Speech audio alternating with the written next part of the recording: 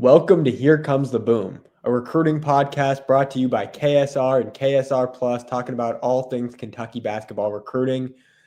We've got an exciting show for you today. We're going to have On3's Joe Tipton on to discuss Caleb Wilson's recruitment, Elijah Arenas, and a few other Kentucky targets. Before we do that, be sure to go and subscribe to KSR Plus. And let's chat for a second about our good friend, Andy Ludicky and My Perfect Franchise. Are you a displaced corporate executive or wanting to put your career in your own hands? Or are you an experienced entrepreneur wanting to diversify? Well, Andy Ludicky and MyPerfectFranchise.net can help. Andy is a huge college sports fan and franchise veteran, having owned multiple franchises and businesses. Using his expertise, he helps others find their American dream through a very thorough consultation and evaluation process. Call Andy, put your life and career in your own hands. Best of all, his services are 100% free to you, so what do you have to lose? Find your perfect franchise at myperfectfranchise.net. I'm now joined by On3 national basketball analyst Joe Tipton to talk some Kentucky basketball recruiting. Joe, thanks for coming on. Absolutely, Jacob. Happy to be here. Yeah, so we've got a lot to talk about with Kentucky basketball recruiting. First, I want to start by asking about a guy who we haven't talked about much on this show, but number one player in the 2026 class, Tyron Stokes. He's only taken one visit so far. What's the latest with his recruitment, and where do you think Kentucky stands there?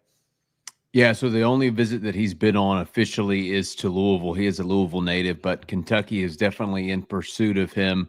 There have been some murmurs of him reclassifying to the 2025 class, but it sounds like from speaking with sources that is not the plan as of now. Of course, things can subject to change. If that were to happen, it would be several months from now. But for now, this plan is to remain in the 2026 class. But Kentucky's in a good spot in that recruitment. It helps that he is an in-state kid, and they are battling the Cardinals in that recruitment. I could see some other schools jumping into the mix. Arkansas would make a lot of sense. A school like Kansas would make a lot of sense as well. But it'll be quite some time before Tyron makes a college decision. Then we've got a guy that was in the 2026 class, now moving to the 2025 class, Elijah Arenas. He's got an offer from Kentucky, and there are some other schools in the mix. So where do things stand with him? Yeah, his recruitment's been interesting because his dad kind of broke the news. I believe it was on his podcast that his son was going to be reclassifying. I don't know if it's 100% confirmed whether or not he's made the move into 2025. I know that's expected. I still think there's a chance that he might have to stay in 2026. Obviously, I don't know the academic situation, but that revolves around that. But yeah, Kentucky's one of the few schools that are actually recruiting him. I'm told that they're recruiting him to be a 2025 or 2026. Arizona is the other school that's in the mix for him as well. Obviously, his dad, Gilbert Arenas, played for the Wildcats.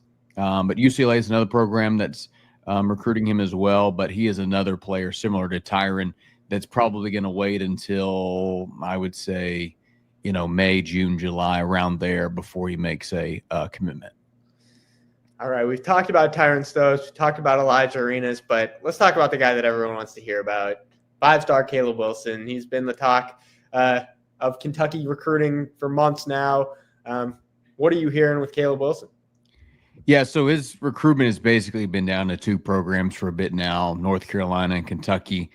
And in speaking with multiple sources, all the smoke has been around Kentucky. That's really not been a secret. Even you can tell by just following Caleb on Twitter how he engages with the Kentucky fan base. He definitely really likes UK. And the Wildcats make a lot of sense. Pope has made him a priority since he got the job. They have a really strong NIL situation. They're having a really good season as well.